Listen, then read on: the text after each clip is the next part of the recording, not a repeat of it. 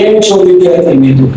આજે આપણે ધોરણ 10 ગુજરાતીમાં વ્યાકરણ, બરાબર, કે તમારી ઈચ્છા હતી એવું છે કે ટોપિકમાં જોતા હોય તો આજે એવો જ ટોપિક લીધો છે, અર્થભેદ, જેને બીજા શબ્દોમાં જોડણી ભેદ તરીકે પણ ઓળખાય છે. અર્થભેદ કેને કહેવાય? કે દાખલા તરીકે જો અકસ્માત છે તો અહીંયા તો ખોડો છે, અને અકસ્માત આપણે એમ કહીએ કે ભાઈ સડનલી, તો કે એકાએક, અને આ છે એક્સિડન્ટ એટલે અણધાર્યું, બરાબર. આપણે જ્યારે જોઈએ છીએ કે હવે ઓચિંતાનું થાય તો એને આપણે અણધાર્યા તરીકે ઓળખીએ છીએ. અહીંયા આપેલું છે અફળ એટલે અચળ, આપણે કહીએ કે જે અફળ છે તે, અને બીજી વસ્તુ છે અફળ કે જેનું ફળ નથી મળતું તો એને આપણે કહેવાય નિષ્ફળ. અહીંયા એવું છે અભિનય.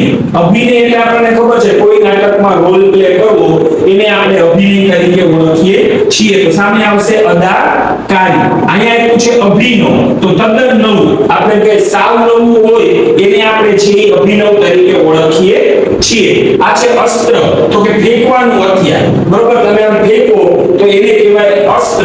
શસ્ત્ર એટલે હાથેથી લડવાનું હથિયાર. હવે આમાં દાખલા તરીકે તમે જો બરછી છે એ ફેંકવાનું હથિયાર થાય તો એને અસ્ત્ર કહેવાય. શસ્ત્ર એટલે તલવાર, હાથેથી લડવાનું થયું. તીર એટલે અસ્ત્ર થયું, બરાબર છે. તો આ રીતે છે ઈ થાશે આકરું.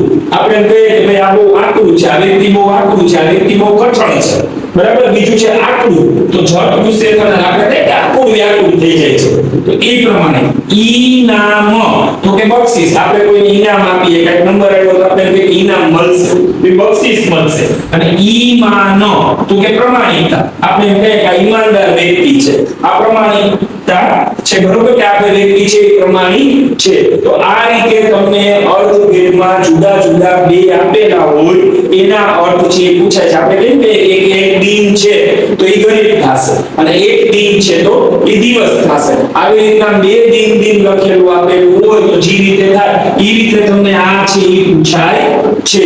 તમારી પાઠ્યપુસ્તકમાં તમને આપેલા છે, તેમાં પ્રેક્ટિસ કરવાની છે, બરોબર, અને એનો અર્થ સમજવાનો છે.